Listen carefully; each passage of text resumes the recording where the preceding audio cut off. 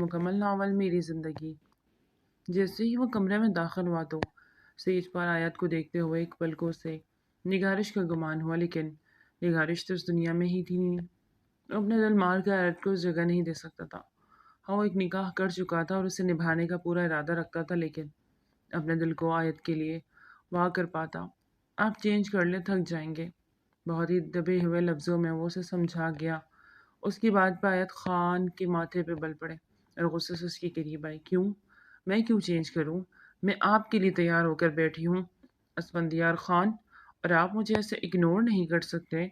وہ پورے حق اور مان اور دعوے سے بولی۔ آپ جو چاہتی ہیں شاید وہ میں آپ کو نہ دے سکوں۔ اچھا، آپ کو کیا لگتا ہے کہ میں آپ سے کیا چاہتی ہوں؟ آیت نے انچ بھر کے فاصلے میں کھڑے ہوتے اس کی آنکھوں میں جھانکتے ہوئے پوچھا۔ اسد خان ایک انچ بھی اپنی جگہ سے نہیں ہلا۔ سپاٹ نظروں سے وہ آیت کو دیکھتا رہا۔ تم آگ کے ساتھ کھیلنا چاہ رہی ہو آیت، جل جاؤ گی۔ میں جلنا چاہتی ہوں، اسی کے انداز میں بولتی اس کو حیران کر گئی۔ جل کر خاک ہو جاؤ گی۔ وہ اسے خود سے دور رکھنا چاہتا تھا، لیکن وہ اس کے قریب آ رہی تھی۔ خاک ہونا چاہتی ہوں، اس کے گلے میں باہوں کا ہار ڈال دی اور اسے جھٹکے سے اپنے قریب کر گئی۔ اسفند خان نے اس کے پلکوں کی جھالر کو دیکھا جو اس کے سب سے زیادہ اپنی طرف کھینچ رہی تھی۔ آیت، اتنا قریب مت آؤ، میں نگارش کی جگہ کسی کو نہیں دے سکتا۔ اسفند نے صاف لفظوں سے آیت کو کہا، جس کے چہرے پہ ایک مسکان سج گئی۔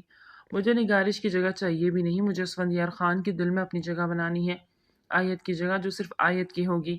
آیت اس کے دل کے مقام پہ اپنا ہاتھ رکھے دھیرے سے بولی، I want to be your heartbeat. اس کے سرگوشی والے الفاظ کو اسفند نے آنکھیں میچے سنا۔ دور کہیں سے نگارش کی مسکراہٹ محسوس ہوئی، جسے وہ بھی خوش تھی، اور وہ چاہتی تھی کہ اس کا اسفند اپنی زندگی میں آگے بڑھے اور اللہ تعالیٰ کی طرف سے عطا کردہ خوشیوں کو گلے سے لگا لے۔ اسفند ابھی بھی اس کے قریب نہیں آ رہا تھا، جس وجہ سے آیت کی آنکھیں آنسو سے بھرنے لگی۔ وہ اپنی انا خودداری عزت نفس مارتے ہوئے اس کے قریب آئی، لیکن اسفند نے کوئی پیش رفت نہ کی۔ وہ بہت دل برداشتہ ہوتے پیچھے ہٹنے لگی کہ اسفند نے اس کی کلائی تھام لی اور کھینچ کے اپنے سینے سے لگایا۔ تم خود قریب آ رہی ہو، میری قربت بہت جان لیوا ہے آیت، تم سہ نہیں پاؤ گی۔ وہ خمار آلود لہجے میں بولتا اس کی گردن پہ اپنا شدت بھرا لمس چھوڑ گیا۔ آیت پوری جی جان سے کانپی۔ وہ اپنی شیروانی گھڑی کی ٹک ٹک پہ اس کا دل کی دھڑکنیں چل رہی تھی۔ سب کی نظریں اس ہستی پہ ٹکی جو آئی سی یو میں تھی۔ 3 ڈاکٹر اس وقت آئی سی یو میں اس کی جان بچانے کی ہر ممکن کوشش کر رہے تھے۔ باہر موجود اس کے گھر کا ایک ایک فرد اس کی زندگی کے لیے دعا گو تھا، جبکہ اسفندیار خان اپنے ہاتھوں کو دیکھ رہا تھا۔ کچھ پل پہلے ہی تو وہ اس کے ساتھ تھی، فون پہ ہنستی مسکراتی، اور اگلے ہی پل وہ زمین پہ گری تھی۔ اپنے سانسوں کے آخری ڈور بھی ٹوٹتے دیکھتے وہ ایک آخری مسکان اسے دے کے گئی تھی۔ اسفندیار خان نے اپنے ہاتھوں میں اس کا چہرہ بھرا تھا جو خون سے لت پت تھا۔ وہاں موجود سب فرد کے لبوں پہ ایک ہی دعا تھی کہ نگارش بچ جائے، اسے کچھ نہ ہو۔ وہ ماں بننے والی تھی، اسفندیار خان کے بچے کی ماں۔ وہ سب غلط فہمیاں ہی تو تھی جو آج دور ہوئی، لیکن آج ہی وہ اس سے کھو گئی۔ آئی سی یو کا دروازہ کھلا، اس نے اس جانب دیکھا، ڈاکٹر علی اسفند کی جانب۔ آئی ایم سوری اسفند، ہم نے پوری کوشش کی لیکن ہم انہیں نہیں بچا پائے۔ جسے خدا کی مرضی، اور سر جھکائے شکست خوردہ انداز میں بولے۔ اسفندیار خان کو لگا کہ اس کی سانسیں ہی تھم گئی ہوں۔ نگارش اسے چھوڑ کر کیسے جا سکتی تھی؟ اس کی بیوی، اس کی جان، نہیں، وہ اسے چھوڑ کر نہیں جا سکتی تھی۔ یہ نہیں ہو سکتا۔ وہ پیچھے دیوار کے ساتھ جا لگا۔ اس کو کسی کی آواز، کسی کی کوئی پکار سنائی نہیں دے رہی تھی۔ وہ بس اپنے ارد گرد بھان بھان کی آوازوں کا شور سن رہا تھا، لیکن اسے کچھ سمجھ ہی نہیں آ رہا تھا۔ سبھی اشک باہر تھے۔ وہبہ بیگم اپنی بیٹی کے اچانک انتقال پہ پھوٹ پھوٹ کے رو رہی تھی۔ آسیہ بیگم اپنے بہو اور اس ننھی جان کا درد جو ابھی ماں کے پیٹ سے سانس لینا شروع ہی ہوا تھا کہ اپنے سینے سے محسوس کر رہی تھی۔ ان دونوں ماں بچے کی زندگی ایک ساتھ چھن گئی تھی۔ میت کو جنازے کے لیے لے جایا جا رہا تھا۔ اسفندیار خان بس یکٹک اپنی بیوی نگارش کا چہرہ دیکھے جا رہا تھا۔ اسے ابھی بھی یقین نہیں آ رہا تھا کہ نگارش اس کی زندگی میں نہیں رہی۔ دونوں اپنی زندگی کی سب سے بڑی خوشی ہی کو سیلیبریٹ کرنے والے تھے کہ اللہ تعالیٰ نے اس سے اپنے پاس بلا لیا۔ اسفند، آج آپ کے لیے ایک بہت بڑا سرپرائز ہے کہ آپ کی ساری ناراضگی دور ہو جائے گی۔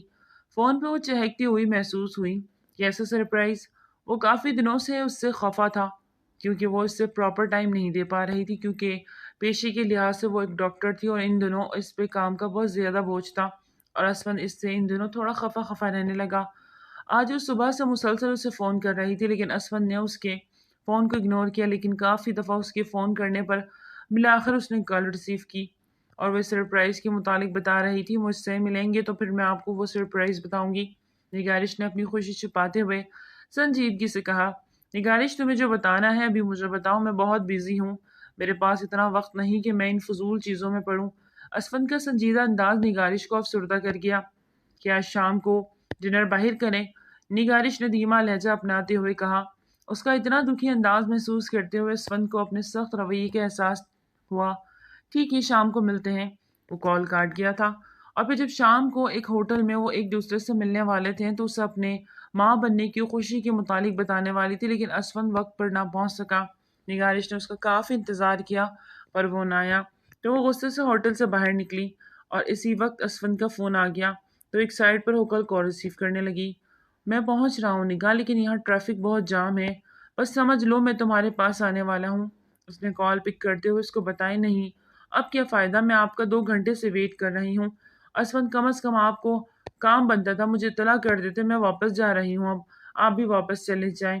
یار نگاہ اتنا خفا مت ہو، میں بتا تو رہا ہوں، دیکھ لو گاڑیوں کی سائرن کی آوازیں، میں ایسی جگہ پھنسا ہوا ہوں کہ میں نکل ہی نہیں پا رہا، تو پلیز تم تھوڑا سا ویٹ کر لو، میں ہوٹل کے قریب ہی ہوں، جسٹ 10 منٹس۔ اسفند اس کو صفائی دیتے ہوئے بولا، آپ ہمیشہ مجھے یہ کہتے ہیں کہ میرے پاس آپ کے لیے وقت نہیں، لیکن آج آپ نے آ کر یہ ثابت کر دیا کہ آپ کے پاس بھی میرے لیے کوئی وقت نہیں۔ میں اپنی زندگی کی سب سے بڑی خوشی آپ کے ساتھ سیلیبریٹ کرنا چاہتی تھی اسفند، یہ بتانا چاہتی تھی کہ آپ کو کہ آپ بابا بننے والے ہیں۔ نگارش کی بات پر اسفند کی آنکھیں کھلی۔ What are you seeing? پھر سے کہنا، کیا کہہ رہی ہو تم؟ اسفند کی خوشی کی انتہا نہ رہی، اسے یقین نہ آیا کہ نگارش اسے کیا کہہ رہی ہے۔ جی ہاں، ہم دونوں ماما بابا بننے والے ہیں، اور یہ بات مجھے آج پتہ چلی، اس خوشی کو میں آپ کے ساتھ ہی سیلیبریٹ کرنا چاہتی تھی۔ اسفند، لیکن ٹھیک ہے، اب گھر چلتے ہیں، میں بہت تھک گئی ہوں، میں اب مزید یہاں نہیں رک سکتی، مجھے سونا ہے، گھر جا کر دیر تک سونا۔ اسفند نے تکن سے چور لہجے میں کہا، تم صرف 10 منٹ وہیں پہ رکو، میں تمہیں خود پک کرنے آ رہا ہوں، اور بہت احتیاط سے پلیز میری جان۔ اسفند کا لہجہ فوراً بدلا، جسے نگارش نے بھی نوٹ کیا تھا۔ میں انتظار کر رہی ہوں، جلدی آ جائے، نگارش بھی تھکے ماندے لہجے میں بولی۔ اسفند کا بس ہی نہیں چل رہا تھا کہ وہ اڑ کر نگارش کے پاس پہنچ جائے۔ I love you Nigarish, you gave me such a big good news, thank you so much, Asfand نے اسے دل سے کہا۔ نگارش کے چہرے پہ خوبصورت سی مسکان سج گئی۔ ابھی ہارڈلی 5 منٹ بھی نہیں گزرے تھے کہ اسے سامنے سے اسفند کی گاڑی آتی ہوئی دکھائی دی۔ اس کو دیکھتے، اس کے چہرے کی خوشی کو دیکھتے نگارش اتنی مگن ہوئی کہ اسے یہ تک نہ پتہ چلا کہ اس کے پاس آنے کے لیے سڑک کے بیچوں بیچ چلتی اس کی طرف بڑھنے لگی کہ اسی لمحے گاڑی نے اسے زوردار ٹکر مارتے ہوئے کچل دیا۔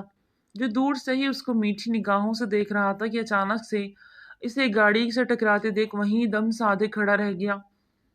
وہ سڑک کے بیچوں بیچ گہرے خون میں لت پت اپنی آنکھیں بمشکل کھولنے کی کوشش کر رہی تھی کہ اچانک سے ہر طرف شور شرابہ اٹھا۔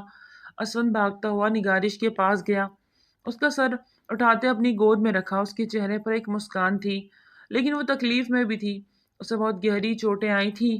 اسفند اس کو دیکھتا ہوا آنسو بہانے لگا، وہ دھیرے دھیرے اپنی آنکھیں بند کر رہی تھی۔ اسفند نفی میں سر ہلاتے ہوئے حواس باختہ ہوتا ارد گرد دیکھنے لگا۔ نہیں نگاہ، آنکھیں کھولو نگاہ، نگارش وہ چلاتا رہ گیا۔ اب وہی سب کچھ ختم ہو گیا، کلمہ شہادت۔ اسفند یکدم اپنی سوچوں سے باہر آیا، وقت نے ایک ہی دم میں کتنی تیزی سے پلٹا کھایا کہ اسفند بھی سوچتا رہ گیا۔ آج ہی کے دن اسے سب سے بڑی خوشخبری ملی تھی، اور آج کے دن وہ خوشی بھی چھین گئی، اور ساتھ ہی اس کی بیوی بھی۔ ہم روزانہ ٹی وی پر لوگوں کے منہ سے ہر طرف سے روز ایکسیڈنٹ کے واقعات سنتے رہتے ہیں، روز کوئی نہ کوئی مر جاتا ہے، روز حادثات ہوتے ہیں، لیکن جب یہ حادثہ خود پر بیتتا ہے نا، تب تکلیف کا احساس جاگتا ہے۔ اسفند اسی تکلیف میں تھا، کھونے کا احساس کیا ہوتا ہے وہ محسوس کر رہا تھا۔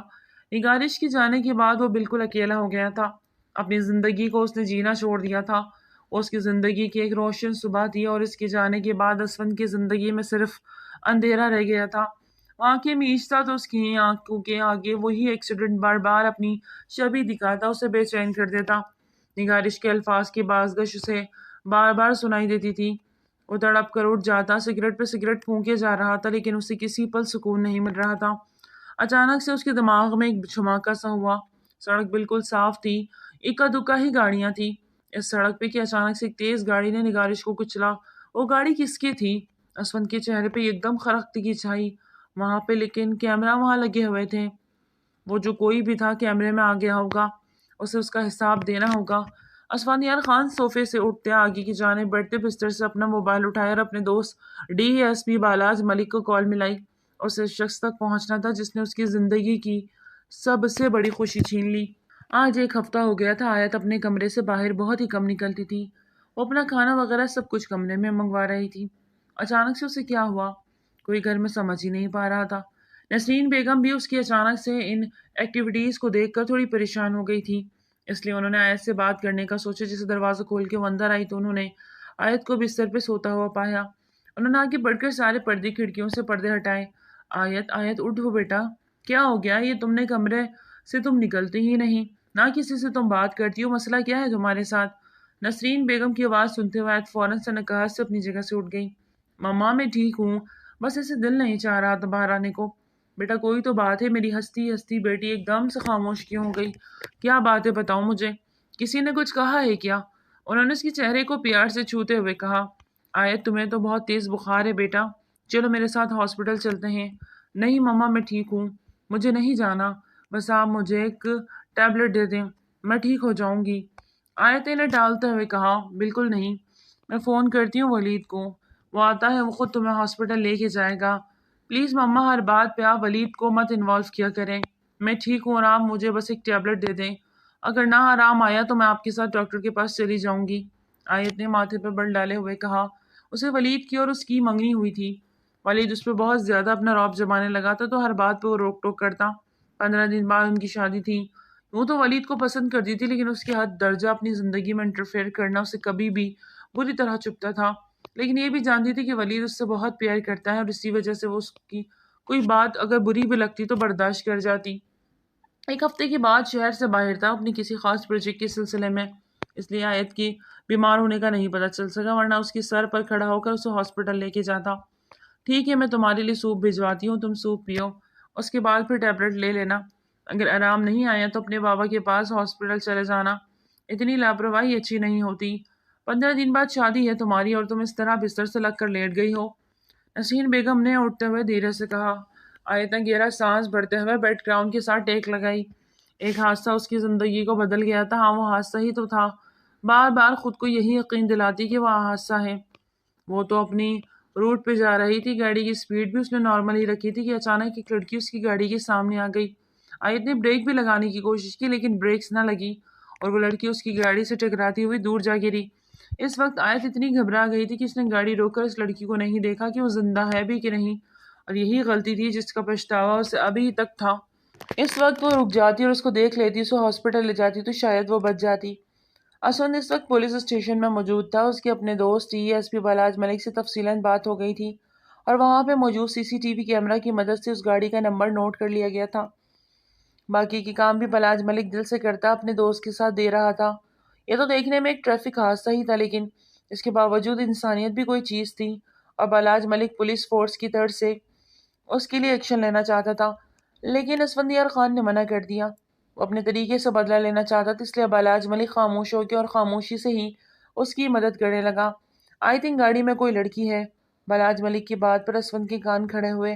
تم نے غور سے دیکھا تو وہ گاڑی کوئی لڑکی چلا رہی تھی کیا؟ ہاں میں نے وہاں موجود 2 سی سی ٹی وی کیمراز منگوائے ہیں، ان دونوں میں ایک ہی چیز مماثلت تھی کہ گاڑی میں لڑکی موجود تھی، پر فی الحال وہ گاڑی کسی کے نام پہ ہے، تھوڑا سا وقت لگے گا پتہ لگنے میں۔ صحیح ہے، جیسے ہی پتہ لگے مجھے بتانا۔ اسفند گھر آ چکا تھا، وہ 2 دن اس بات کو گزر گئے لیکن بالاج ملک نے اس سے رابطہ نہیں کیا تھا، تو وہ اپنے آفس میں بیٹھا ہوا اسے کال کرنے لگا کہ تبھی بالاج ملک اس کے آفس میں انٹر ہوا۔ ارے اچھا ہوا تم آ گئے، میں تمہیں ہی فون کرنے والا تھا۔ اسفند نے اسے دیکھتے ہوئے اپنی جگہ سے کھڑے ہوتے ہوئے کہا، جانتا ہوں ایک کام دیا تھا تم نے، پورا تو کرنا تھا، سوچا پورا ہوتے ہی تم سے ملاقات کروں گا۔ اس کے گلے لگ گیا۔ کیا لوگے، چائے یا کافی؟ کافی منگوا لو، بالاج ملک نے فرینکلی کہا۔ اسفند 2 کافی کا آرڈر دیتے ہوئے بالاج ملک کی جانب مڑا۔ یہ رہی فائل، اس میں ساری ڈیٹیلز ہیں۔ بالاج ملک نے ایک فائل اسفند کی جانب بڑھائی۔ گاڑی شہر کے مشہور ایڈوکیٹ میر ہمدانی کے نام اور اس دن گاڑی میر ہمدانی کی بیٹی آیت ہمدانی چلا رہی تھی۔ بالاج ملک نے اسے تفصیل بتائی۔ میر ہمدانی کی بیٹی آیت ہمدانی۔ اسفند نے اپنے چیئر کے ساتھ ٹیک لگاتے ہوئے گہری سوچ میں ڈوبتے اس کا نام دہرایا۔ ہاں 2 دن بعد اس کی شادی ہے اور میر ہمدانی بہت بڑے پیمانے پہ یہ شادی آرگنائز کر رہا ہے۔ میری زندگی سے روشنی چھیننے والی لڑکی اپنی زندگی کو روشنیوں سے بھرنے جا رہی ہے اور اسے لگتا ہے کہ اسفندیار خان اسے یہ روشنی والی زندگی جینے دے گا۔ کبھی بھی نہیں۔ اسفند خان غصے سے بے قابو ہو رہا تھا۔ تمہارا کیا ارادہ ہے اسفند؟ تم کیا کرنے والے ہو؟ بلاج ملک کو اس کے ارادوں سے ڈر لگا۔ بہت جلد پتہ چل جائے گا، لیکن اس لڑکی کو میں معاف نہیں کروں گا۔ یہ شادی کرنا چاہتی ہے نا، اس کی شادی تو اب میں کرواؤں گا۔ بلاج، یہ جو لائف پارٹنر ہوتے ہیں نا، یہ ہماری ہارٹ بیٹ ہوتے ہیں۔ اگر یہ ہماری زندگی میں نہ رہے تو ہماری ہارٹ بیٹ رک جاتی ہے۔ زندہ ہوتے ہوئے بھی زندہ نہیں۔ میری زندگی کا ساتھی مجھ سے روٹ کر چلا گیا۔ میں اس کے ساتھ اپنی خوشی نہ بانٹ سکا، اسے گلے سے نہیں لگا سکا۔ یہ دکھ مجھے ساری زندگی رہے گا، اور جس کی وجہ سے یہ دکھ ملا ہے نا، چھوڑوں گا نہیں تو میں اس کو بھی۔ برباد تو میں بھی ہوں، تو اب اس کو بھی آباد نہیں ہونے دوں گا۔ اسفندیار خان کی باتیں سنتے ہوئے بلاج ملک چپ سا ہو گیا۔ اسے کچھ ٹھیک نہیں لگا، لیکن وہ چاہ کے بھی اسفند خان کو اس عمل سے روک نہیں سکتا تھا۔ جانتا تھا کہ وہ کتنا ضدی اور اڑیل انسان ہے۔ اگر اس نے روکنے کی کوشش بھی کی تو وہ رکنا تو دور، اس نے اسے دوستی ہی ختم کر دینی، اور ایسے میں بلاج ملک نے خاموش رہنا ہی مناسب سمجھا۔ مما، یہ کنگن نہیں پورے۔ ارے مجھے آپ دیکھ تو رہی ہیں، سائز کتنا کھلا ہے۔ دلہن بنی بیٹی آیت نے اپنی ماما سے کہا۔ اس وقت وہ برائڈل روم میں تھی اور اس کو تیاری کا فائنل ٹچ تھا۔ وہ بلا کی خوبصورت لگ رہی تھی۔ آج وہ اپنی زندگی کا نیا آغاز کرنے جا رہی تھی۔ ولید نعمان کے ساتھ وہ تھوڑی چپ چپ سی تھی، لیکن اپنی زندگی کے اس فیصلے سے مطمئن تھی۔ اس کے سب گھر والے بہت خوش تھے تو وہ بھی خوش تھی، لیکن اس وقت بات سونے کے کنگن کی تھی جو اس کی ساس نے اس کے لیے بھجوائے تھے۔ وہ ان کے خاندانی کنگن تھے، لیکن ان کا سائز بہت بڑا تھا۔ بیٹا تھوڑی دیر کی تو بات ہے، پہن لو۔ تمہاری ساس کی خواہش ہے کہ یہ کنگن تمہارے ہاتھوں میں ہو نکاح کے وقت۔ یاسین بیگم نے آئے سے درخواست کرتے ہوئے، مما یہ بہت برے لگ رہے ہیں۔ یار کچھ تو سمجھنے کی کوشش کریں، یا تو اگر ان کو خواہش تھی تو وہ اس کا سائز ہی چھوٹا کروا لیتے۔ اب دیکھیے کتنے ہیوی ہیں اور اتنے وزنی۔ آیت نے منہ بناتے ہوئے اپنی کلائی ان کے سامنے کرتے ہوئے بتایا، بیٹا بڑوں کی خواہش کا احترام کرنا چاہیے۔ بہت دل اور بہت چاؤ سے لے کے آئی تھی۔ نکاح ہو جائے پھر اس کے بعد اتار دینا، ٹھیک ہے؟ نسیم بیگم نے بہت محبت سے سمجھایا تو آیت نے منہ بناتے ہوئے اس بات میں سر ہلایا۔ ٹھیک ہے، میں تھوڑی دیر میں آتی ہوں، تم انتظار کرو بس۔ تھوڑی دیر میں مولوی صاحب بھی آ جائیں گے، پھر نکاح شروع کرتے ہیں۔ آج میری بیٹی کی زندگی کا سب سے اہم دن ہے اور میں چاہتی ہوں کہ آج کے دن سب کچھ اچھا ہو۔ میری بیٹی کی زندگی خوشیوں سے اللہ تعالیٰ بھر دے، آمین۔ نسیم بیگم نے اس کے ماتھے پہ بوسہ لیتے ہوئے محبت سے اسے دعا دی۔ فائد دھیما سا مسکرا دی۔ ابھی کچھ دیر گزری ہی تھی کہ وہ کمرے میں اکیلی تھی کہ اسے دروازہ بند ہونے کی آواز آئی۔ سونی، اچھا ہوا تم آ گئی۔ یہ گلو بند کا ہک تو دیکھو، مجھے اس گلو بند کا ہک تنگ کر رہا ہے، اسے بند کر دو۔ آیت یہ جانے بغیر کے پیچھے کون ہے اپنی پریشانی بتائی، لیکن مسلسل خاموشی کی وجہ سے اس نے پلٹ کر دیکھا تو ایک انجان شخص کو اکیلے وہاں اپنے پیچھے دیکھ اس کے رونگٹے سے کھڑے ہو گئے۔ کون تم، اور اندر کیسے چلے آئے؟ آیت نے اپنا اعتماد بحال کرتے ہوئے پوچھا، جبکہ سامنے کھڑا شخص بہت ہی فرصت سے اسے دیکھ رہا تھا۔ اس کی آنکھوں میں آیت کو اپنے لیے غصہ نظر آیا۔ شادی کر رہی ہو آیت حمدانی؟ تم میرا نام کیسے جانتے ہو اور اندر کیسے چلے آئے؟ آیت نے گھبرائے ہوئے پوچھا۔ تم مجھے جانتی نہیں کہ میں کون ہوں، لیکن میں تمہیں بہت اچھی طریقے سے جانتا ہوں۔ اپنی ویسٹ پہ ہاتھ رکھے وہ اس کے قریب آیا۔ آیت گھبرائی جا رہی تھی لیکن ظاہر نہیں ہونے دے رہی تھی۔ کیا چاہتے ہو تم؟ یہ شادی نہیں کرو گی؟ اسفند نے اس کی آنکھوں میں آنکھیں ڈالتے کہا، کیا مطلب؟ کیوں نہیں کروں گی؟ اور تم ہوتے کون ہیں مجھے روکنے والے؟ Just get out from here, ورنہ گارڈز کو بلوا کر ابھی دھکے دے کر باہر نکالوں گی۔ آیت اپنی ٹون میں بولی۔ اسے دھمکی دینے لگی تو یہ اندازہ نہ لگایا کہ اتنا سخت سیکیورٹی ہونے کے باوجود وہ یہاں اکیلا تمہارے سامنے کھڑا ہوں۔ میری طاقت تمہارے باپ کی طاقت سے کہیں گنا زیادہ ہے، اس لیے جو کہہ رہا ہوں وہی کرو۔ میں یہ شادی ضرور کروں گی۔ اگر میں نے شادی نہیں کی تو میرے گھر والے سب کی انسلٹ ہو جائے گی۔ تو ٹھیک ہے، یا تو انسلٹ برداشت کر لو یا پھر بیوہ ہونے کے لیے تیار ہو جاؤ۔ یہ کیا کہہ رہے ہو تم؟ آیت کو تو جیسے کسی بچھو نے زور سے ڈنک مارا ہو۔ وہی جو تم نے سنا۔ اگر تم یہ شادی کرو گی تو مجبوراً مجھے تمہارے شوہر ولید کو زندگی کی سانسوں سے آزاد کرنا پڑے گا۔ آخر تم ہو کون اور چاہتے کیا ہو؟ کیوں یہ سب کچھ کر رہے ہو؟ آیت تیز لہجے میں نہ چاہتے ہوئے بھی چلائی، بتا دوں گا، اتنی بھی کیا جلدی ہے، لیکن ابھی نہیں۔ ابھی تمہیں وہی کرنا ہوگا جو میں تم سے کہہ رہا ہوں، ورنہ… اسفند خان نے ایک گن نکالتے ہوئے اس کے سامنے کی۔ تم مجھے دھمکی دے رہے ہو؟ تم جانتے ہو میں ایک ایڈوکیٹ کی بیٹی ہوں. بابا جانی کو تمہارے بارے میں بتایا تو تمہارے ساتھ کیا سلوک کریں گے تم سوچ بھی نہیں سکتے. آیت نے ایک دفعہ پھر سے دھمکایا. میں اپنی کشتیاں جلا کر آیا ہوں آیت ہمدانی. زندگی موت کا ڈر ان کو ہوتا ہے جن کے اندر جینے کی امنگ ہو. میری ہارٹ بیٹ اب رک چکی ہے اور تمہاری ہارٹ بیٹ کاٹنے آیا ہوں. اور اس ہارٹ بیٹ کو کاٹنے میں اگر مجھے کچھ بھی ہو جاتا تو مجھے پرواہ نہیں، کیونکہ میں اکیلا نہیں مروں گا، تمہیں تمہارے شوہر کے ساتھ تمہارے پورے خاندان کو لے کے مروں گا. اب فیصلہ تمہارا ہے کہ تم نے اپنی قربانی دینی ہے یہ اپنے پورے خاندان کی، اپنے ہونے والے شوہر سمیت. Your storm start now. اسود خان نے بنا کسی رچک کے اسے اچھا خاصا ڈرا دیا. آیت نے اپنا سر پکڑ لیا. نہ جانے وہ کون تھا اور کیا چاہتا تھا. میں کیا کہہ کے انکار کروں؟ ولید مجھ سے بہت پیار کرتا ہے، اگر میں نے انکار کیا تو وہ برداشت نہیں کر پائے گا. Please don't do this. Please. تو ٹھیک ہے کر لو شادی، لیکن شادی کی پہلی رات ہی تم بیوہ ہو جاؤ گی. اب کی بار اسود نے مصنوعی مسکراہٹ سے اس کی جانب اچھالی. وہ اپنی ماں باپ کا اکلوتا بیٹا ہے، پلیز ایسا مت کرنا. وہ بھی اکلوتی تھی. اور میرا بچہ وہ بھی تو اکلوتا تھا. انسانیت نہیں تھی تم میں. اسود خان اپنے خیالوں میں کھوتا ہوا سرد لہجے میں بولا. اس کی باتیں آیت کے اوپر سے گزر گئی. اسے سمجھنا ہے وہ کیا کہنا چاہ رہا تھا. دیکھو میری بات سنو، وہیں کھڑی رہو. تم ولی سے شادی سے انکار کرو گی ورنہ انجام کی ذمہ دار تم خود ہوگی. دروازہ زور زور سے بجا تو آیت نے گھبرا کے سامنے کھڑے شخص کی جانب دیکھا. میں ایسا کچھ بھی نہیں کروں گی جیسا تم کہہ رہے ہو، چاہے اس کے لیے تم میری جان لے لو، کچھ بھی کر لو، میں ولی سے ہی شادی کروں گی. آیت نے دروازے کی جانب بڑھتے ہوئے غصے سے کہا تو اسود خان نے اسے اپنی طرف کھینچا. وہ سیدھا اس کے سینے سے آ لگی. میں تمہارا بہت لحاظ کر رہا ہوں، لیکن اب اگر تم نے میری بات کو اگنور کیا تو یقین کرو پہلی گولی سیدھی ولید کے دل کے پار ہوگی. اسفندیار خان کے سخت لہجے پہ آیت کا دل بھر گیا. وہ اس شخص سے ڈر گئی. اس کی کالی آنکھوں سے خوف کھا گئی. دروازہ بھی زور زور سے کھٹکھٹایا جا رہا تھا. آپ آیت میں ہمت مقفود ہو گئی تھی. وہ سامنے کھڑے جنونی انسان سے ڈر گئی تھی. اس کا اندازہ اس کی آنکھیں بتا رہی تھی کہ وہ جو کہہ رہا ہے وہ کر کے دکھائے گا. آیت نے دروازہ کھولا تو سامنے ہی ولید کھڑا تھا. ولید کو دیکھ کر آیت کا رنگ فاق ہوا. ایک پل کو آیت کا دل کسی انہونی کے احساس سے دھڑکا. ولید کی نظریں آیت کے چہرے کی گرد طواف کر رہی تھی. کیا بات ہے آیت، اتنی دیر سے سب دروازہ بجا رہے ہیں، تم دروازہ کیوں نہیں کھول رہی؟ ولید کے ساتھ نسرین بیگم اور شگفتہ آنٹی بھی کھڑی ہوئی تھی، جبکہ ایڈوکیٹ ہمدانی صاحب مولوی صاحب کے ساتھ کچھ ہی فاصلے پر پیچھے کھڑے دکھائی دیے. وہ میں آیت سے کچھ بات نہ بنی پڑی. پلٹ کر دیکھا تو وہاں پہ کوئی نہ تھا. وہ شخص جا چکا تھا، لیکن اپنا اثر پھر بھی آیت پہ چھوڑ گیا.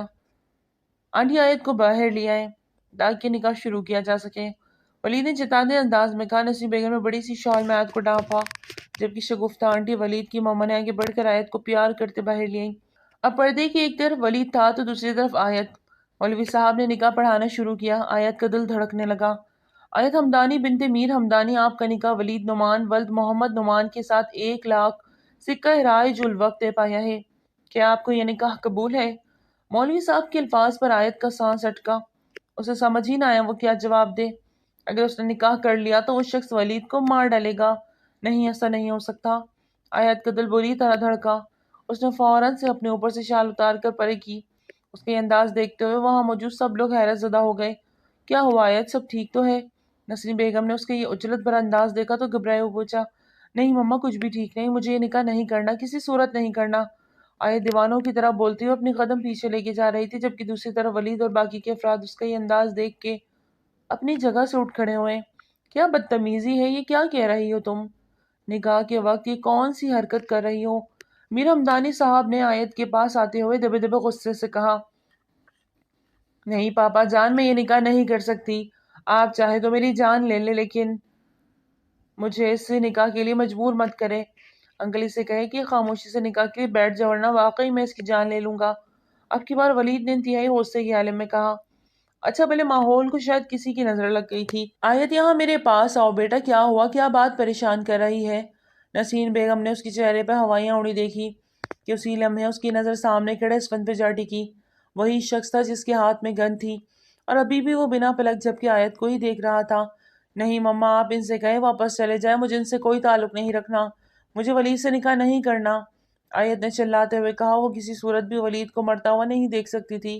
اتنا کہنے کے بعد وہ پلٹ کر اندر کمرے کی جانب واپس بڑھنے لگی کہ ولید نے اس کا بازو پکڑ کر وہیں کھینچا.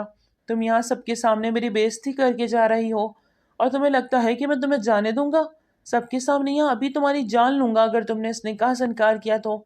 ولید کا جانانہ انداز میر ہمدانی صاحب کو بھی سخت برا لگا۔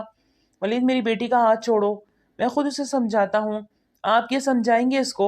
بڑی محفل میں یہ جو نکاح سے انکار کر رہی ہے، اگر اس کو آپ کا ڈر ہوتا تو یہ حرکت کرتی؟ ولید اب کی بار میر ہمدانی صاحب سے بھی تلخ انداز میں بولا۔ تم تھوڑا سا لحاظ کر کے بات کرو تو بہتر ہوگا، بولو مت۔ اس وقت تمہارے سامنے کون کھڑا ہے؟ میر ہمدانی کو اس کا انداز ایک آنکھ نہ بھایا۔ جانتا ہوں بہت اچھے سے، اور یہ بھی جانتا ہوں کہ آج اس گھر میں آپ نے ہمیں بلا کر ہماری بے عزتی کی ہے۔ آپ کو لگتا ہے کہ ہم اس طرح سے خاموش رہیں گے؟ آپ کی بیٹی ہماری انسلٹ کر رہی ہے۔ ولید نے ایک لفظ پر زور دیتے ہوئے کہا، میں نے کہا نا میں اپنی بیٹی سے خود بات کرتا ہوں۔ تم میری بیٹی کا ہاتھ چھوڑو۔ میر ہمدانی کا ابھی بھی ولید کا انداز بہت برا لگا۔ نہیں چھوڑوں گا جب تک یہ نکاح نہیں ہوتا۔ میں آپ کی بیٹی کا ہاتھ نہیں چھوڑ سکتا۔ آئے نے غصے سے اپنا ہاتھ چھڑانا چاہا، لیکن ولید نے غصے سے ہی اسے واپس اپنی جانب کھینچا کہ اس کے سینے سے جا ٹکرائی۔ یہ ہاتھ اب ساری زندگی نہیں چھوٹے گا، اب نکاح کے بعد ہی تم سے بات کروں گا۔ ولید نے جارحانہ انداز میں بولا۔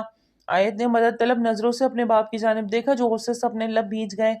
ولید نے زبردستی آیت کو کھینچتے ہوئے اسے اپنے ساتھ بٹھایا اور مولوی صاحب کو نکاح پڑھوانے کا بولا۔ ایک منٹ مولوی صاحب۔ اس سے پہلے کہ مولوی صاحب نکاح پڑھواتے، اسفندیار خان بیچ میں بول اٹھا اور اسے ایک پل سب کی نظر شخص پہ جا ٹکی۔ اگر لڑکی نکاح کے لیے راضی نہیں تو آپ یہ نکاح کیسے کروا سکتے ہیں؟ اسفندیار خان کا سرد لہجہ وہاں موجود سب کو گنگ کر گیا۔ تم کون ہوتے ہو ہمارے گھر کے معاملے میں بولنے والے؟ ولید غصے سے اپنی جگہ سے کھڑا ہوا۔ یہ تمہارے گھر کا معاملہ نہیں ولید نعمان، یہ میری لائف کا معاملہ ہے۔ کیا کہنا چاہتے ہو؟ اب کی بار وہ دونوں مد مقابل آئے، جبکہ دوسری طرف آیت کو اپنے دل کی دھڑکنیں سنبھالنا مشکل ہو گیا۔ آیت کا نکاح تمہارے ساتھ نہیں میرے ساتھ ہوگا۔ اچانک سے اس نے وہاں موجود سب لوگوں پہ بم پھوڑا۔ سب کی آنکھیں حیرت سے پٹی رہ گئی۔ یہ کیا کہہ رہے ہو تم؟ تو میری منگیتر ہے اور آج ہمارا نکاح ہے، تم ہوتے کون ہیں بیچ میں بولنے والے اور یہ سب کچھ کرنے والے؟ جان لے لوں گا میں تمہاری۔ ولید نے اسفند کا کالر پکڑا تو اسی لمحے اسفند کی 4 باڈی گارڈز نے ولید کے اوپر گن تان لی۔ ہر طرف سناٹا چھا گیا۔ اسفند اسے غصے سے صرف گھورے جا رہا تھا، جبکہ ولید اس کے ساتھ اتنی سیکیورٹی دیکھ کے ایک پل کو گڑبڑا گیا۔ گربان سے ہاتھ ہٹاؤ گے یا؟ اسفند نے جان بوجھ کے بات کو ادھورا چھوڑ دیا۔ ولید نے خاموشی سے اپنے ہاتھ پیچھے کر لیے۔ اسفند چلتا ہوا میر ہمدانی کے پاس آیا۔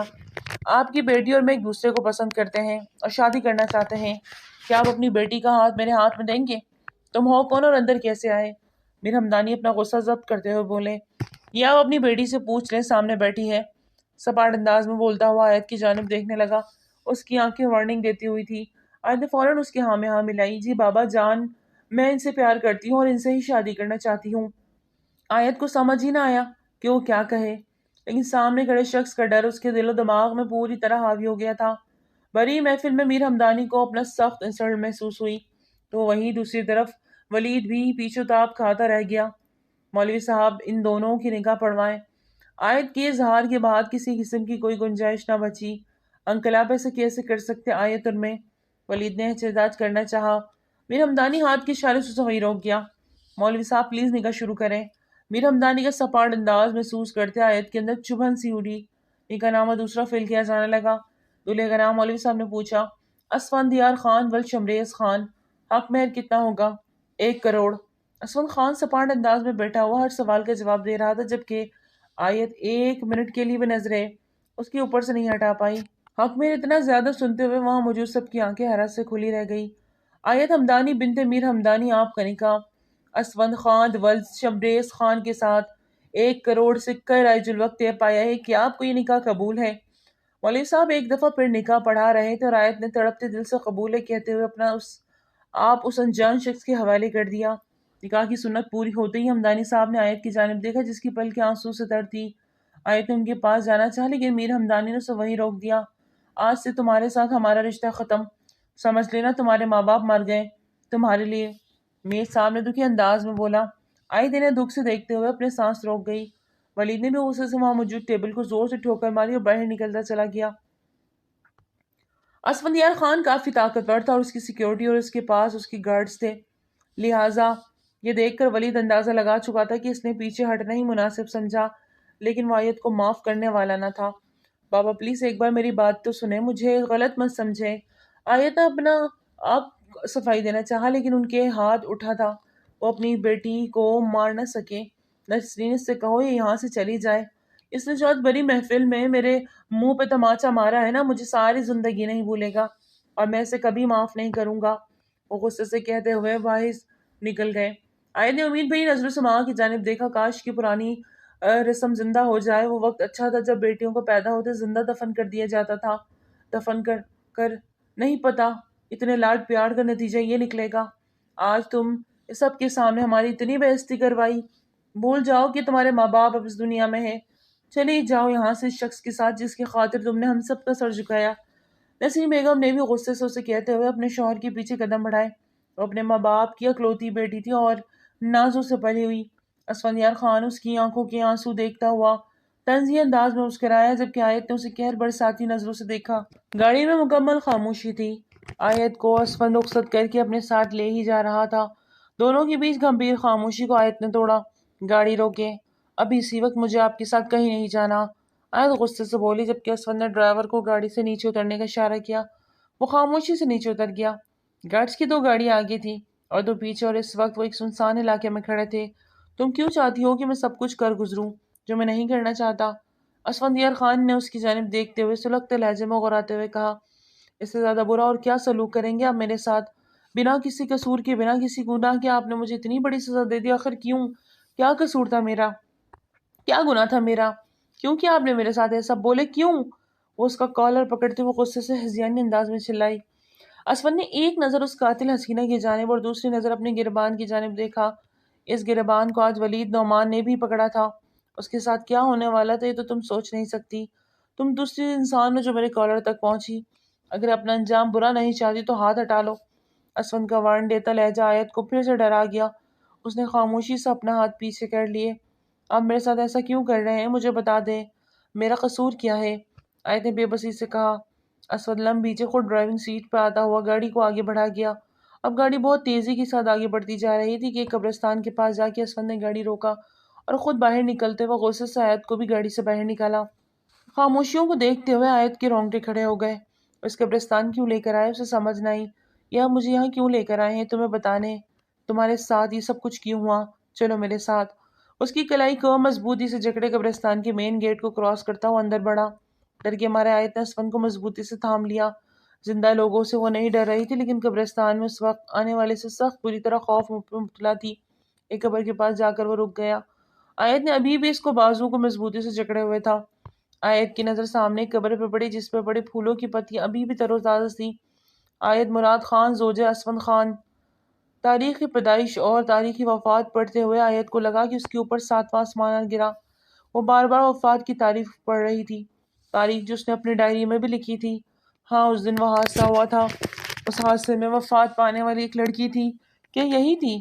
آیت نے گھبرا کر اسفند کی جانب دیکھا جو سپاٹ نظروں سے قبر کو دیکھ رہا تھا۔ یہ میری زندگی تھی، اسے تم نے ختم کر دیا۔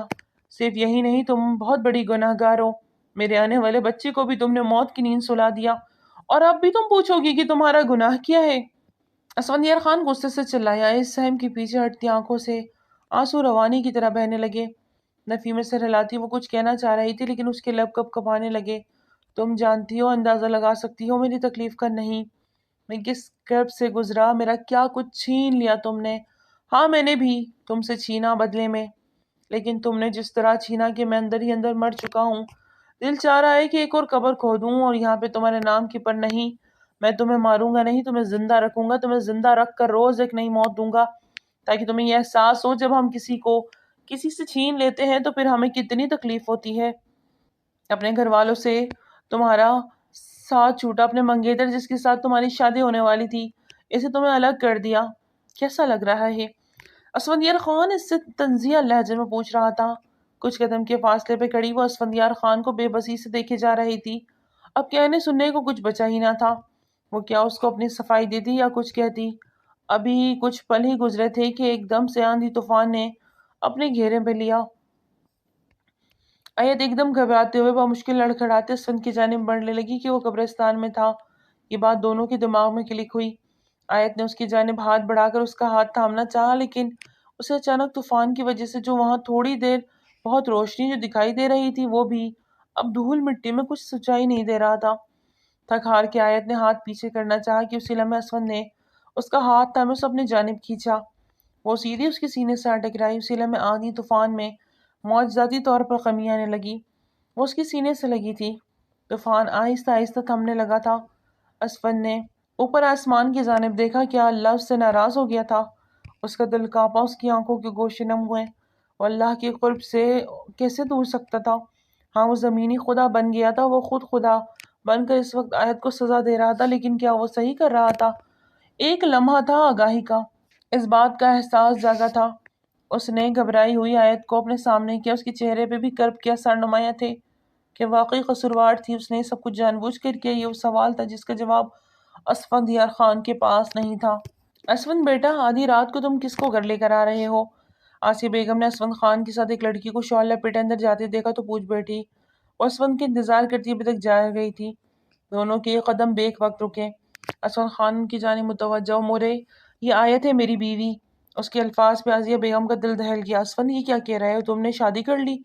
آسیہ بیگم نے حیرانی سے اس کی جانب دیکھتے ہوئے پوچھا۔ مورے، میں اس وقت کچھ بھی آپ کو بتانے کی پوزیشن میں نہیں ہوں، پلیز صبح تک کروں گا بات آپ سے۔ اسفند اس وقت الجھن کا شکار تھا، اس لیے وہ کسی کو کیا صفائی دیتا۔ خاموشی سے آیت کا ہاتھ تھامے وہ اپنے کمرے کی جانب بڑھ گیا۔ آسیہ بیگم حیران نظروں سے اس کی پشت کو دیکھتی ہوئی رہ گئی۔ ایک طوفان تھا جو صبح آنا تھا۔ یا اللہ اسفند، یہ تم نے کیا کر دیا؟ آسیہ بیگم سر تھام کر وہیں صوفے پر ٹھہسی گئی۔ آپ نے ان کو بتایا کیوں نہیں کہ میں وہی لڑکی ہوں جس نے اس خاندان کی خوشیاں چھینی ہیں؟ کمرے میں آتے ہی آیت نے تڑق کے اسفند سے کہا، جو اس وقت بالکل خاموش ہو گیا تھا۔ وہ کیا کچھ پلاننگ کر چکا تھا، لیکن اس کی پلاننگ پہ اللہ نے مہر لگا دی، کیونکہ سب سے بڑا پلانر تو اللہ تھا نا۔ اپنی پلاننگ کرتے ہوئے اس نے اسفند خان کے دل سے مہر کو ہٹا دیا۔ میں مانتی ہوں کہ میری غلطی ہے، لیکن میں صرف ایک ٹریفک حادثہ تھا۔ اللہ جانتا ہے کہ وہ سب کچھ میں نے جان بوجھ کر نہیں کیا، لیکن پھر بھی میں اس دن سے اب تک صرف گھٹن کا شکار تھی کہ میری وجہ سے ایک ہستی پیاری لڑکی موت کے منہ میں چلی گئی۔ لیکن میں پھر بھی یہی کہوں گی کہ میں نے جان بوجھ کر نہیں کیا۔ وہ اچانک میری گاڑی کے سامنے آ گئی۔ مجھے نہیں سمجھ آئی میں کیا کروں، بریک نہیں لگی اور سب کچھ آنن فانن ہوا۔ آیت پھوٹ پھوٹ کے رو دی، کیونکہ وہ نہیں جانتی تھی کہ جس لڑکی کا اس کی کار سے ایکسیڈنٹ ہوا، اس سے آج نکاح کرنے والا شخص اس لڑکی کا شوہر تھا۔ آپ چاہیں تو پولیس کے حوالے کر دیں، جو چاہے سزا دے، میں تیار ہوں۔ کم سے کم مجھے اپنے اندر کی گھٹن سے تو آزادی ملے گی۔ اسفندیار خان ایک دم اپنی جگہ سے اٹھا۔ تمہیں تو اپنی گھٹن سے آزادی مل جائے گی، میں کیا کروں؟ میں کہاں جاؤں؟ تم سے نکاح کر کے جو میں نے کیا ہے اس کا کفارہ کیسے ادا کروں؟ وہ سخت اذیت میں مبتلا ہوتے ہوئے بے بسی سے بولا۔ سب کچھ جانتے پوچھتے میری عقل پر پردے پڑ گئے۔ وہ سب ایک حادثہ تھا، تم نہ ہوتی تو تمہاری جگہ کوئی بھی ہو سکتا تھا۔ وہ حادثہ میری زندگی میں لکھا جا چکا تھا۔ میرا اور میری نگارش کے ساتھ صرف اتنا ہی تھا۔ اس بات کو سمجھنے میں مجھے دیر ہو گئی، اور میں نے تمہاری زندگی میں سے سب کچھ بگاڑ دیا۔ اب مجھے بتائے، سب کچھ بگاڑ دینے کے بعد میں کہاں سے سکون حاصل کروں؟ اس کی آنکھوں کے گوشے نم تھے، وہ شرمندہ تھا، وہ درد میں مبتلا تھا، وہی گھٹن جو ایک ماں سے آیت محسوس کرتی آ رہی تھی، آج سامنے والا شخص اسی گھٹن کا شکار ہو رہا تھا۔ تم صبح واپس چلی جاؤ، میں ڈائیورس پیپر پہ سائن کر دوں گا۔ وہ کیا کہہ رہا تھا، کیا بول رہا تھا؟ آیت کو اس کی دماغی حالت میں شک ہوا۔ نفی میں سر ہلاتے اسے افسوس سے دیکھتی رہ گئی۔ آپ سے تو جو غلطی ہوئی سو ہوئی، اب آپ ایک اور گناہ کرنا چاہ رہے ہیں۔ ٹھیک ہے، جیسے آپ کی مرضی۔ آیت نے غصے سے اپنا رخ پھیر لیا۔ وہ رات دونوں ہی کرب سے گزرنے والے تھے کہ ایک گناہ کر کے پچھتا رہا تھا تو دوسرا گناہ کا ازالہ کر کے۔ صبح کا سورج خان مینشن کے مکینوں پہ ایک بہت بڑا پہاڑ بن کر گرنے والا تھا۔ سبھی کی موجودگی میں اس وقت اسفند سر جھکائے کھڑا اپنے گناہ کا اعتراف کر رہا تھا، جبکہ آیت بھی اس کے دائیں جانب کھڑے شخص کو دیکھ رہی تھی جو کتنی مغروری اور انا میں فرعون بنا اس کے گھر والوں کو تکلیف کے دچار کرتے اس کے نکاح کے لیے مجبور کر کے رخصتی کروا کے اپنے ساتھ لے آیا، اور آج کس طرح سر جھکائے اپنے گناہ کا اعتراف کر رہا تھا۔ شمریز خان نے ایک نظر اپنے بیٹے کے جھکے ہوئے سر کی جانب دیکھا۔ اس نے بھی کیا، وہ غصے میں کیا، لیکن وہ مزید کچھ غلط کرتا اجازت نہیں دے سکتے تھے۔ اسفندیار خان، جو ہوا سچ ہوا، لیکن اب بھی میں یہی کہوں گی کہ فیصلہ کرنے میں جلد بازی مت کرو۔ یہ لڑکی جسے تم لے کر آئے ہو، نکاح کر کے لائے ہو، سب کے سامنے تم اسے رخصت کروا کے لائے ہو، اب تم کیسے اس کو واپس بھیج سکتے ہو؟ میں اس کے گھر والوں کو سب کچھ سچ سچ بتا دوں گا۔ جس شخص سے اس کی شادی ہونے والی تھی، میں اس کو بھی سب کچھ بتا دوں گا۔ بابا، میں نہیں جی سکتا اس کو زبردستی اپنے ساتھ باندھ کر۔ میرا اللہ مجھے کبھی معاف نہیں کرے گا۔ میں ازالہ کرنا چاہتا ہوں بیٹا، ازالہ کر کے، اور بھی تو بہت سے طریقے ہیں کہ طلاق دینا ہی ضروری ہے۔ آسیہ بیگم کو اس طلاق لفظ سے شدید نفرت تھی، اور اس وقت ان کا بیٹا وہی گناہ کرنے جا رہا تھا۔ اسفن نے ایک نظر آیت کے چہرے کی جانب دیکھا جو آنسو سے تر تھی، لیکن اس کا چہرہ بے تاثر تھا۔ وہ جانتا تھا کہ ولید سے بہت محبت کرتی ہے، وہ زبردستی اسے اپنی زندگی سے باندھ کے نہیں رکھنا چاہتا تھا۔ میں نے بہت سوچ سمجھ کے فیصلہ کیا بابا جان، ہمارا الگ ہونا ہی ہم دونوں کے حق میں بہتر ہے۔ اس کے ان الفاظ پہ آیت کا دل چاہا اس کا گریبان پکڑ کے اسے جھنجھوڑ ڈالے کہ آخر وہ صرف میں ہی کیوں کر رہا ہے، دوسرے کی جذبات کی قدر کیوں نہیں کرتا، کہ اتنا آسان ہے کسی کو بھی اپنی زندگی میں لانا اور پھر دھتکار کے پھینک دینا۔ بیٹا تم کیا چاہتی ہو؟ آسیہ بیگم نے اس کے چہرے پہ لکھی تحریر کو پڑھ لیا، اس لیے اس سے پوچھنا ضروری سمجھا۔ آنٹی جو اسفند کا فیصلہ ہے مجھے اس سے کوئی اعتراض نہیں، لیکن صرف میرے ایک سوال کا جواب دیں۔ سب کچھ بتانے کے بعد اگر میرے والدین میں پھر بھی مجھے نہ اپنایا تب میں کہاں جاؤں گی؟ اس کے سوال پر اسفند خان نے پلٹ کر اس کی جانب دیکھا۔ کسی کی جرت نہیں کہ تمہیں اپنانے سے انکار کرے، مجبور کر دوں گا تمہارے والدین کو کہ تمہیں اپنانے سے، اس شخص کو تمہارے سے شادی کرنے پہ۔ بس اسفندیار خان بس، ابھی تم نے مجھے طلاق نہیں دی، تم کیسے میرے نام کے ساتھ کسی نامحرم کا نام جوڑ سکتے ہو؟ میں تمہاری نکاح میں ہوں، اس بات کا تو لحاظ کر لو۔ آیت نے سب کے سامنے ایک بار پھر اسفند کا گریبان تھاما، لیکن اس بار اسفند خان کچھ بول نہ سکا۔ جو تم چاہو گے وہی ہوگا، یہ اس خان کا وعدہ ہے۔ اس کی بات پر شمریز خان اور پرویز خان کے چہرے پہ سکون کی لہر دوڑی۔ کم سے کم انہیں یہ امید ضرور تھی کہ وہ لڑکی طلاق کبھی نہیں لے گی، کیونکہ ان کے خاندان میں طلاق کا رواج تھا ہی نہیں۔ مجھے طلاق نہیں چاہیے۔ آیت کی بات پہ اسفندیار خان نے اپنی پلکیں اٹھاتے ہوئے آیت کو دیکھا۔ میں جانتی ہوں میں آپ کی من پسند نہیں، لیکن پھر بھی مجھے طلاق کا دھبا نہیں چاہیے، ہمارے رشتے کو نبھانا چاہتی ہوں میں۔ وہ دل بڑا کر کے آخرکار آیت نے فیصلہ کیا۔ اسفند خان میرا خیال ہے کہ لڑکی ٹھیک کہہ رہی ہے، طلاق ہے تو جائز، لیکن اللہ کا ناپسندیدہ کاموں میں سے ایک کام ہے۔ بہتر ہوگا تم اب اپنی زندگی کو اللہ کے اس فیصلے کے آگے سر تسلیم خم کرتے ہوئے آگے بڑھو، شاید اسی میں سب کی بہتری ہے۔ شمریز خان نے اسفند خان کے کندھے پہ تھپکی دیتے ہوئے کہا، جبکہ واہبہ بیگم دل میں ایک ٹھیس سے لے گئی۔ سب جا چکے تھے سوائے آیت اور اسفند کے۔ اسفند ابھی بھی صرف اسے ہی دیکھ رہا تھا جس نے پل میں فیصلہ کر کے سب کچھ بدل دیا۔ ایسے کیا دیکھ رہے ہیں؟ کیا آپ کو میرے فیصلے پہ اعتراض ہے؟ آیت نے گھبراتے ہوئے پوچھا۔ نہیں، میں نے زبان دی ہے تمہیں، جیسا تم چاہو گی ویسا ہی ہوگا، لیکن میں تمہارے گھر والوں کے پاس جا کر سب سچائی انہیں بتانا چاہتا ہوں۔ میں نہیں چاہتا کہ تمہیں غلط سمجھے اور تم پہ کوئی انگلی اٹھائے۔ اسفندیار خان کمر پہ ہاتھ باندھے پتھریلے انداز میں بولا۔ اس کی بات پہ آیت کے چہرے پہ ایک بھرپور مسکان سجی، جسے دیکھتے ہوئے اسفند خان کے ماتھے پہ بل پڑے، وہ وہاں سے واک آؤٹ کر ساری حقیقت واضح ہو گئی تھی۔ اسفندیار خان نے آیت کے والدین کے سامنے اپنا گناہ قبول کر لیا تھا، اور آیت جس سے غلطی ہوئی تھی اس نے بھی اپنے والدین سے صاف صاف سچ کہہ دیا تھا۔ اس دوران ولید بھی وہاں موجود تھا۔ اگر تم واقعی میں شرمندہ ہو تو ابھی اور اسی وقت آیت کو طلاق دے دو، میں ابھی بھی آیت سے شادی کرنے کو تیار ہوں۔ ولید کی بات سن کر اسفند نے اسے قہر کی نگاہ سے دیکھا۔ میں یہاں اپنے گناہ کو کنفیس کرنے آیا ہوں۔ میں نے ایسا کب کہا کہ میں آیت کو چھوڑ دوں گا اور تم اس سے شادی کر لو؟ اسفندیار خان کے تاثرات ابھی تک پتھریلے تھے۔ آیت نے گہرا سانس بھرتے ہوئے سر نفی میں ہلایا، کیونکہ وہ اس کے ساتھ چند ایک پل ہی رہی تھی، لیکن اس شخص کو جان گئی تھی۔ وہ اپنی زندگی کو ایک روبوٹ کی طرح جیتا تھا، اور جو کہتا تھا وہ کر کے بھی دکھاتا تھا۔ پھر اگر یہ گناہ ہے تو پھر تم اس نکاح کو رکھ کر کیا کرنا چاہتے ہیں؟ گناہ کا ازالہ تو ایسے ہی ہوگا نا، تم آیت کو چھوڑ دو۔ گناہ کا ازالہ کرنے کے اور بھی بہت سے طریقے ہیں۔ رشتہ توڑنا تو بہت آسان ہے، لیکن انہیں جوڑنا، انہیں نبھائے رکھنا اتنا ہی مشکل۔ میں جانتا ہوں شاید آپ نے اپنی بیٹی کے لیے مجھ جیسے انسان کے بارے میں تو سوچا ہی نہیں ہوگا، لیکن پھر بھی میں آپ سے یہی درخواست کرتا ہوں کہ میں آیت کو اپنانا چاہتا ہوں اور ہمارے رشتے کو نبھانا چاہتا ہوں۔ کیا آپ مجھے ایک موقع دیں گے؟ اسفند خان لفظوں کا پکا تھا۔ ہمدانی صاحب کو اس کی یہی بات بہت اچھی لگی۔ اس نے جھوٹ کی بنیاد پر اپنا اور آیت کا رشتہ آگے نہیں بڑھایا، بلکہ اس نے یہاں آ کر ساری باتیں کلیئر کی تھی، اور آیت کی کردار کو بھی اس نے کتنی خوبصورتی سے سنوار دیا تھا۔ اگر میری بیٹی بھی اس فیصلے میں تمہارے ساتھ ہے تو مجھے کوئی اعتراض نہیں، میں اسے رب کی طرف کا ایک بہت بڑا معجزہ اور فیصلہ سمجھ کر قبول کر لوں گا۔ میر ہمدانی صاحب نے اسفند خان اور آیت کے رشتے کی منظوری دے دی۔ آیت کے چہرے پہ ایک مطمئن اور آسودہ مسکراہٹ تھی۔ ولید گہرا سانس بھرتے سر جھٹکتے وہاں سے چلا گیا، کیونکہ آیت جب اس کے ساتھ نہیں کھڑی ہو رہی تھی تو کسی کی بیوی کو ورغلا نہیں سکتا تھا۔ اس سب میں آیت کی مرضی شامل نہ ہوتی، اس نکاح کو قائم رکھنے میں اس کی منشا نہ ہوتی، تو ولید ایڑی چوٹی کا زور لگا کر اسے اپنا بنا کر دم لیتا۔ ایک بار پھر سے آیت کی رخصتی کا دن۔ اسفند خان بارات کو لے کر آیا۔ اب باقاعدہ طور پر آیت کی رخصتی ہو رہی تھی۔ خان مینشن میں اس کا استقبال بہت شاندار طریقے سے کیا گیا۔ آیت کے روپ میں نگارش کو جینے لگا۔ ہاں، اس نے قربانی دی تھی ولید کے ساتھ اپنے رشتے کی قربانی، وہ اسے پسند کرتی تھی، لیکن اسفند خان کو پا کر چھوڑنے کا اس میں ہمت بھی نہ تھی۔ ایک الگ سا احساس اس کے ایسا لگا جس سے اللہ نے اس کا رشتہ خود اس کے ساتھ جوڑا ہو، اس لیے اس کے منہ سے طلاق کا لفظ تک نہیں نکل پا رہا تھا، اور وہ اس رشتے کو اب دل کے ساتھ جینا چاہتی تھی۔ ہاں، وہ اس غلطی کا مداوع کرنا چاہتی تھی جو روڈ ایکسیڈنٹ میں اس سے ہوئی تھی۔ اسفند خان کی زندگی سے خوشیاں چلی گئی تھی صرف اس کی وجہ سے۔ اسفند خان نے اسے معاف کر دیا تھا، لیکن وہ خود کو معاف نہیں کر پا رہی تھی۔ یہی وجہ تھی کہ وہ اسفند خان کی زندگی کی خوشیوں سے بھر دینا چاہتی تھی۔ جیسے وہ کمرے میں داخل ہوا تو سیج پر آیت کو دیکھتے ہوئے ایک پل کو اسے نگارش کا گمان ہوا، لیکن نگارش تو اس دنیا میں تھی ہی نہیں۔ وہ اپنا دل مار کر آیت کو اس کی جگہ نہیں دے سکتا تھا۔ ہاں، وہ ایک نکاح کر چکا تھا اور اسے نبھانے کا پورا ارادہ رکھتا تھا، لیکن کیا اپنے دل کو آیت کے لیے وہ واہ کر پائے گا؟ آپ چینج کر لے، تھک جائیں گی۔ بہت ہی دبے لفظوں میں وہ سب سمجھا گیا۔ اس کے بعد پہ آیت خان کے ماتھے پہ بل پڑا اور غصے سے اس کے قریب آئی۔ میں کیوں چینج کروں؟ میں آپ کے لیے تیار ہو کر بیٹھی ہوں اسفندیار خان، اور آپ مجھے ایسے اگنور نہیں کر سکتے۔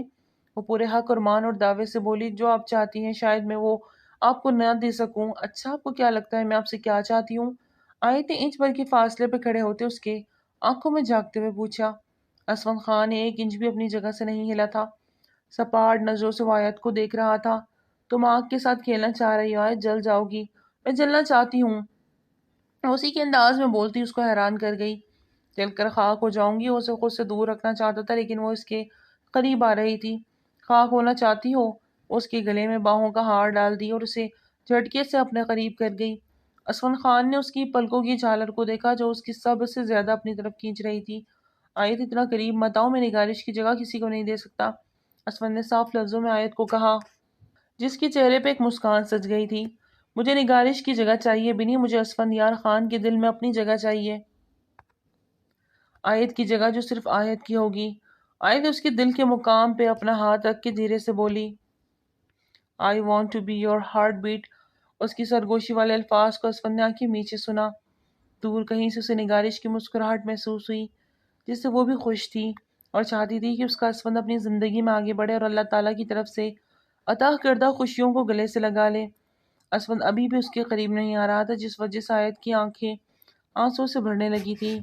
وہ اپنی انا، خودداری، عزت نفس مارتے ہوئے اسے خود کے قریب آئی تھی، لیکن اسفند نے کوئی پیش رفت نہ کی۔ وہ بہت دل برداشتہ ہوئی، پیچھے ہٹنے لگی کہ اسفند نے اس کی کلائی تھام لی اور کھینچ کے اپنے سینے سے لگایا۔ تم خود قریب آ رہی ہو، میری قربت بہت جان لیوا ہے آیت، تم سہ نہیں پاؤ گی۔ وہ خمار آلود لہجے میں بولتا اس کی گردن پہ اپنا شدت بھرا لمس چھوڑ گیا۔ آیت پوری جان جان سے کانپی تھی، اس کی جذبات کو ہوا دے کے وہ اب خود گھبرانے لگی تھی۔ اس کی خاموشی اور پلکوں کا عارض پہ سجدہ ریس ہونا اسفند کو اس کی رضامندی دل سے سرشار کر گئی تھی۔ دھیرے سے اس کے سر تکیے پہ رکھتا وہ اپنی بلیک شیروانی کو اتارتا ایک طرف اچھال گیا۔ خوشیاں خود اس کی زندگی کے دروازے پہ دستک دے رہی تھی۔ وہ ناشکری نہ کر سکا اور آگے بڑھ کر ان خوشیوں کا دامن دل سے تھام لیا۔ اسفند خان روزانہ نگارش کی قبر پہ دعا خوانی کے لیے جایا کرتا اور آج ضد کر کے آیت بھی اس کے ہمراہ تھی۔ قبر پہ دعا کرتے وہ دونوں بہت چپ تھے۔ واپسی پہ اسفند خان نے بلیک گلاسز لگا لیے۔ وہ نہیں چاہتا تھا کہ اس کے دل کا حال آنکھوں سے آیا ہو۔ وہ شروع سے ہی اپنے جذبات کو چھپاتا آیا تھا۔ آیت سے شادی کو اسے 2 ماہ ہو چکے تھے۔ کافی حد تک آیت کی وجہ سے اس کی زندگی میں بدلاؤ آ چکا تھا، لیکن پھر بھی ایک خلا تھی جو پر نہیں ہو رہی تھی۔ واپسی پر دونوں کے بیچ گاڑی میں گہری خاموشی چھائی، جس سے آیت نے توڑا، اسفند۔ اس نے اسے پکارا تو اسفند نے گاڑی ڈرائیو کرتے اس پہ ایک سوالی نگاہ ڈالی۔ میرے پاس آپ کے لیے ایک سرپرائز ہے۔ وہ تھوڑا گھبرائی اور شرمائے لہجے میں بولی، کیسا سرپرائز؟ اسفند مکمل اس کی جانب متوجہ، آپ بابا بننے والے ہیں؟ واٹ؟ اسفند نے ایک دم گاڑی کو بریک لگائی۔ آیت نے بمشکل خود کو سنبھالا، کیا ہو گیا اسفند؟ اس کی جانب گھبرا کے دیکھتے بولی، تم نے کیا کہا؟ اسفند کو اپنے کانوں پہ یقین نہ آیا۔ جب سنائی نہیں دیا تو بریک کیوں لگائی؟ آیت نے برا سا منہ بنا کے کہا۔ اسفند نے اس کے سر کے پیچھے ہاتھ رکھ کے اس کا چہرہ اپنے قریب تر کیا۔ پھر سے کہو، وہ جیسے ضدی انداز میں بولا، آپ بابا بننے والے ہیں اسفند۔ اس کی جنون کے آگے آیت ہمیشہ ہار جایا کرتی تھی۔ وہ واقعی بہت جنونی تھا۔ وہ اس کے سنگ رہتے ان 2 ماہ میں ہی وہ جنون جان گئی تھی۔ تم نے غلط جگہ پہ یہ نیوز سنا دی، ہارٹ بیٹ۔ تمہاری اس نیوز پہ تو میں گھر جا کے نام دیتا ہوں۔ وہ اپنی مسکراہٹ ضبط کرتے دوبارہ سے گاڑی سٹارٹ کر گیا۔ اسفند، میں پہلے بتا رہی ہوں، اگر آپ نے مجھ پہ اپنا جنون نچھاور کیا نا تو میں آپ کی جان لے لوں گی۔ اس کی یہ غربت کا سوچتے آیت روحان سی ہوئی۔ اس خان کو سہنا آسان تھوڑی نہ تھا۔ اس کی بات پہ اسفند خان کا کہکا جاندار تھا۔ ناظرین، آج کا ناول تھا یہیں تک۔ امید کرتی ہوں ناول آپ کو بہت پسند آیا ہوگا۔ پھر ملتے ہیں ایک نیو ناول کے ساتھ، تب تک اپنا بہت زیادہ خیال رکھیے۔ ٹل دین ٹیک کیئر، اللہ حافظ۔